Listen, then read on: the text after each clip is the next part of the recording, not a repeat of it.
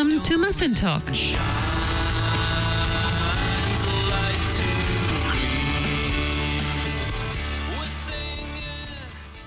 Brother Kieran, what are your hopes for the church? Well, I've got this vision that comes out of the scriptures. I think the great tragedy of the Reformation was trying to feed people just from the table of the Eucharist or else from the table of the Word. And that has been sort of one of the major influences between Catholicism and Protestantism.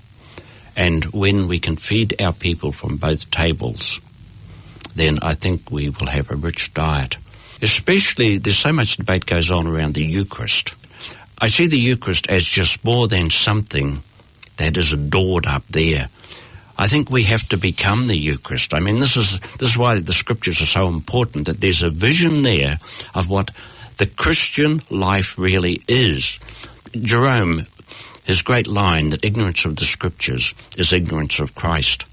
I think the challenge of Scripture and sacrament is to become the living witnesses, the living embodiment of the vision and values of Christ. I love going back to Paul VI and Evangelii Nunciandi, that modern people, and this is young people as well, they don't listen to teachers, they listen to witnesses. And if they do listen to teachers, it's because they're witnesses to what they teach.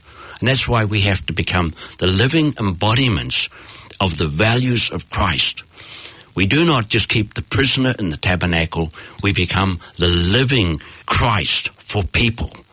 And I want to see a church that has got more people like that, more prophetic people that make sense to young people. And that's why that's such a critical area of the church. And not only young people, and especially to young women.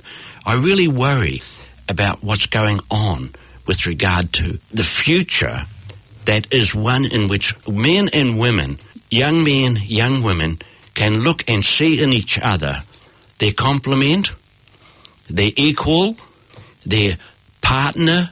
And see, I really worry about so many things. And until we have this equality that is called for in the opening creation story of Genesis, we're going to have an inequality that is a scandal in the church and in society.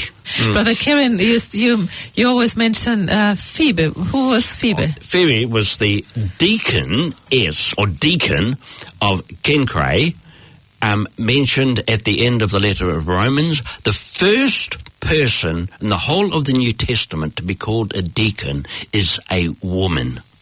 What does deacon really mean? Diakonia means service. And right through the Gospels you find examples of women giving service. I find it fascinating that in the Gospel of Mark, Peter's mother-in-law, when she is raised by Jesus from her sickbed, she serves them.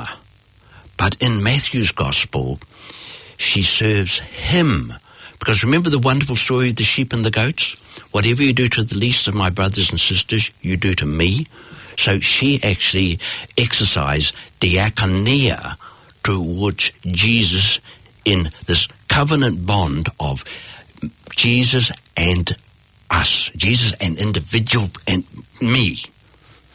And many denominations call their celebrants ministers. Yes. And we have also ministers of the word and ministers of the Eucharist. So when you say diakonia comes from service, yes, service and ministry is very close. Exactly. Yes, it is. Of course, what ministry do young women see being carried out in the church?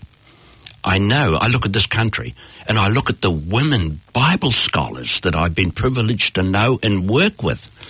And I keep saying, where are there our own male priests with significant qualifications in Scripture? I know some of them go off overseas and do studies in canon law and whatever. For God's sake, we need priests with significant qualifications in Scripture.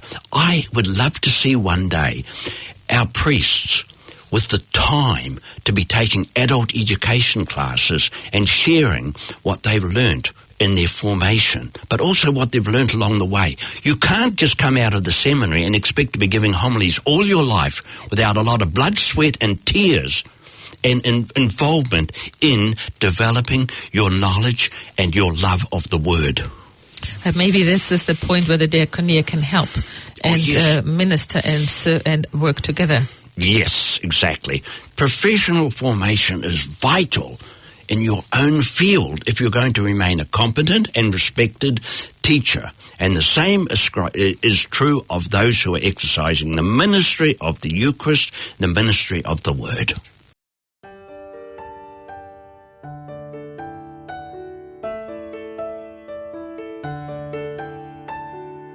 Out there, oh, peace is calling. In the bonds of love we meet. For the world a new day dawning, and shines a light to greet. We're singing, this is the day when the hope was calling.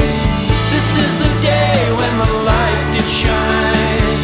This is the day when the